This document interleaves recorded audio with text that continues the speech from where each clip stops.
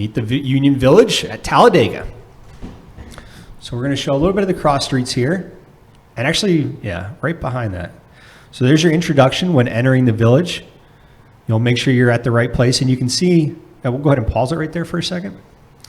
You can see in the bottom left that it had the partners for the Union Village, the Presbyterian Home for Children on the bottom left, and the Alabama Institute for the Deaf and Blind on the bottom right. Okay, now the next clip that you're going to see is entering the Union Village, and we'll pause it right there. Mm-hmm. And so these are, tell us a little bit about this. What are we looking at? Okay, so Alex, you're looking at 4 of our tiny homes that we built starting in 2019. And so each of those tiny homes have been built working with AIDB to ensure that we provided access and all the assistance and accommodations that they would need in that type of tiny home given the disability. So they were brand new, from the ground up. And so those 4 tiny homes are part of phase 2, phase 1 being the larger cottages that we talked about, yep. Shared space. So phase 2 are 16 tiny homes. So we got 4 there, 12 more to go.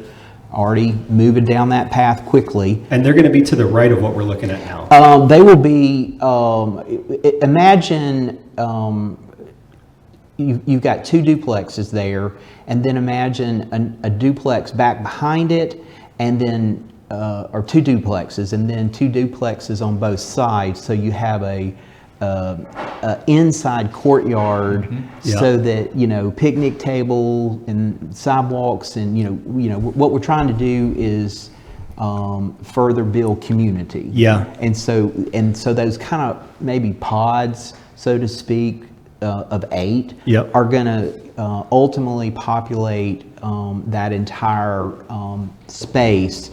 So 16 tiny homes, phase 2, and then after that another 24 for a total of 42 tiny homes. That's the master plan. Yeah, that's quite a bit. We'll go ahead with the video because I think I really like so here's an entrance into one of the tiny homes. You can see Clifton is standing in the door filming here. It's very spacious on the inside, very easy to get around. And here you have your kitchen when you first walk in, kind of your living room with your TV. And then here there's the bedroom, very accessible, getting in and out. Unfortunately, this guy's an Alabama fan. We don't agree on everything. Dante is an Auburn fan, and I'm an Alabama fan, but we're great friends. But yeah, we're very... Go back to that bathroom there. We usually ask during the beginning, who's your sports team, but we had quite a few guests. So I want to point out here in the bathroom that sink. Can you get right up under that sink? I think so. Yes. Like as a wheelchair? Yes. All of our units are wheelchair accessible, and they have what's called a 0 entrance. So there's no step into it, and then even the whole layout is made for anyone who has vision or hearing loss, or they're all ADA compliant. Let's put it that way. Mm-hmm. Everything in that house is ADA compliant. The walkways are wide enough for a wheelchair. The sinks are able to roll right underneath them. Even there's a 0 entrance on the showers. So if you were in a wheelchair or some type of shower chair that you need to easily access out of it, that's one of the great features of our tiny homes. Yeah, so that's really the thinking from the ground up. Before you break ground, you're thinking ADA compliant, very accessible in designing. Absolutely. So we were working with Amanda Loper with David Baker Architects, located in San Francisco and in Birmingham.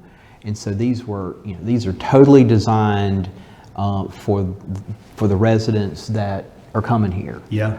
But in addition to all of the accommodations that need to be made, and again, when we were designing this and the architect was doing that, we were talking to AIDB. This is their world. Yeah. So how can we best build these accomplish the goal. Now, in addition, they're really attractive, pretty.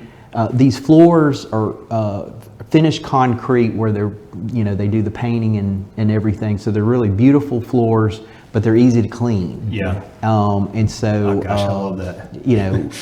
I think really all of us, if we wanted to kind of go minimal, Yeah. would be totally fine to live in one of these homes. Oh, for sure. Let's keep going on the video here. I want everybody to get the full experience of, it's one thing to be talking about it and the philosophy behind it and the drive and the partners, but be able to kind of see inside what a tiny home looks like here at the Union Village. Yeah, I think they need to even that out. Maybe put some War Eagle in there. Oh, yeah. Absolutely. I was a little scared he was going to wear orange and blue today, Alex. Yeah, I'm gonna wear orange button though with that. There's the kitchen once again, and then we have a few clips that we want to talk about. Just some added features here. So what are we looking at right there? It looks like a doorbell. Yeah, so this doorbell here is, like I said, all of our cottages are mixed with deaf, blind, and deaf-blind living in all the cottages. The cottage that we're currently in is Northington, and it actually had the largest population of deaf individuals because we want to make sure people live in a place where they feel like they're with friends. But that particular image that we're looking at, the doorbell, is an accessible doorbell. Once you push it, it not only rings, but it also has a flashing light, and it flashes throughout the whole house. So if someone who is deaf, they may not hear the doorbell, but they could actually see the flashing light and say, oh, okay, somebody's at the door. So that's a feature that we added here to our different cottages. Yeah, so that's in pretty much all the cottages. That's correct. Absolutely. Yeah. And right now you're looking at Gabby Cottage is one of our larger cottages and more newer cottages. So that's where you've got you'll have a single bedroom. Mm-hmm. You have a single bedroom and a bath. Yeah. And then obviously those with single bedroom, there's a shared bathroom, and then you got the kitchen, you got the kind of formal room to come in, and then place for dining room, TV, one big shared area. It reminds me of like a fraternity or sorority a little bit, where you have It that does. community living, you have Yeah. your own quarters, like your own bedroom, sometimes your own bathroom, but there is that community space where you can get the vibe, with your housemates. Absolutely. I miss that sometimes. I lived in the wrestling house. I miss that. We play a little bit of foosball in there. Or what have Oh, you. yeah.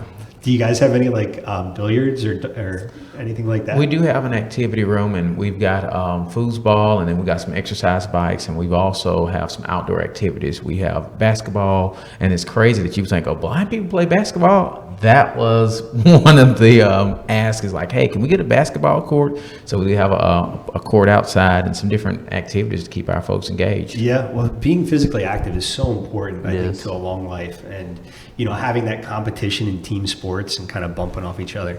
Okay, let's go back to the video, because I wouldn't have thought of that. Like if I'm designing a house, I wouldn't have thought about putting those lights in there. That's why it's so important working with AIDB. Okay, so we've got the doorbell there, and this is Gabby Carter, as you mentioned. Gabby Cottage. Gabby Cottage, I apologize.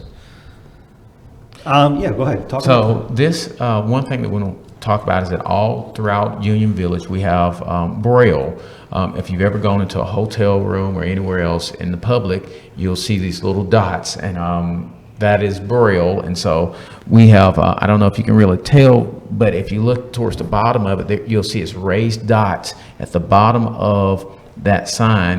This is the laundry room, but not only is it raised dots, which is Braille, but those signs are also tactile. I believe that's our tactile sign that you can actually feel the words on it. I believe that is. So it's like the letters themselves are raised? Yes, the letters are raised, and then there's Braille. And I'm trying to look and squint, but I believe that is the one with raised letters. And okay, it is. It's got raised letters and the like Braille on it. Yep. So Yeah, so that's really important. I imagine once you kind of orient yourself with the house after a few weeks, you kind of know how many feet down to the left the laundry room will be, but getting oriented, you need to be able to read those signs. yeah. And here we have, which is the kitchen area of the Gabby Cottage. Once again, very open. It looks really new. It looks like you guys just redid that place. Actually, we did. A couple of years ago, we did a big renovation of Gabby. And so that's beautiful kitchen. That's obviously shared space, and they can cook on their own or come together and cook a dinner together. What do you notice that they usually do? Is it usually community cooking or more individual? I would say Gabby Cottage is probably our most involved cottage. We have a couple of folks who love to cook, and so they do have a lot of community style meals.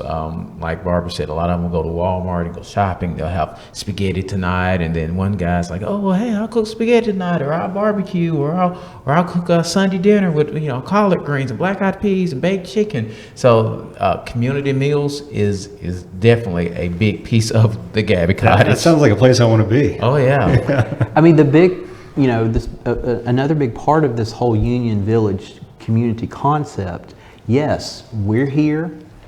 Clearly, AIDB is here with their expertise in programs, but we, in addition to our partners who've helped fund these tiny homes, what we've also enabled is the community, so that the residents are helping each other. Yeah. And I shared this earlier with you, Alex, when you came and did an interview of me at the Presbyterian Home for Children, as we had, it was a big, we had a big dinner and I guess a town hall meeting, so to speak. And after it was over, there was a young lady that was that was deaf, and had a young man that was blind and had his hand on her shoulder, and she was just kind of navigating through the village back to his place, and like, here you go, all right, see you tomorrow at work. Yeah. And so it's like we're able to help. We're enabling them to help each other. Yeah, you guys are like creating a little bit of the structure and the opportunity there, so that you don't have to think about or stress about, where am I living or what does that look like? And it creates the opportunity for this community to have a little bit more free time and play and fun with friends, and create those connections that are important for everybody. I mean, it's so important. Yeah.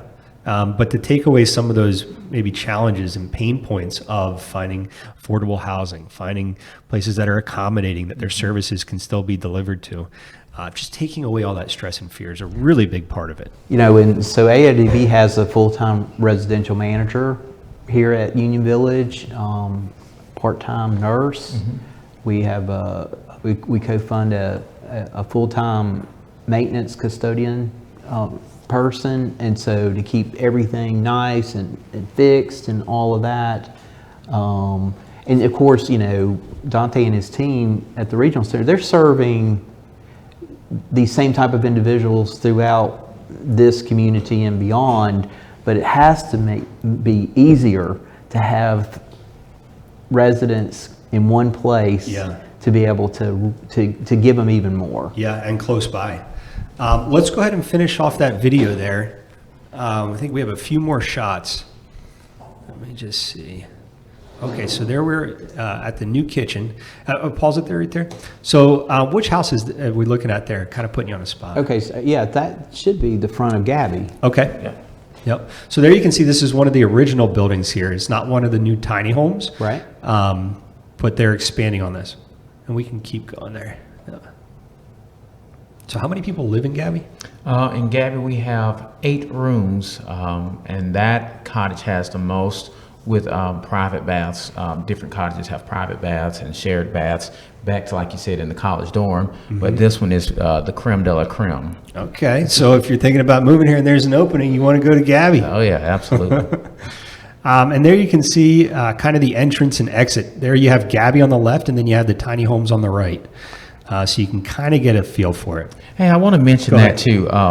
Going back to that last video, you'll see that's the AIDB security truck rolling through. That's a really big part of our services here, is to provide safe, accessible, and secure housing. We have for family members who move here and have individuals, we have our security team, as well as our AIDB has partnered with the Talladega County Sheriff's Department, and they come through and they patrol and provide that security, because that's a big thing right now, is that you want to feel like you are safe. And so this is a great opportunity for us. You bring that up. When we were setting up before, I saw a sheriff's car like rolling in, and I'm like, well, I wonder if they're coming because there's so many new cars like here at this house.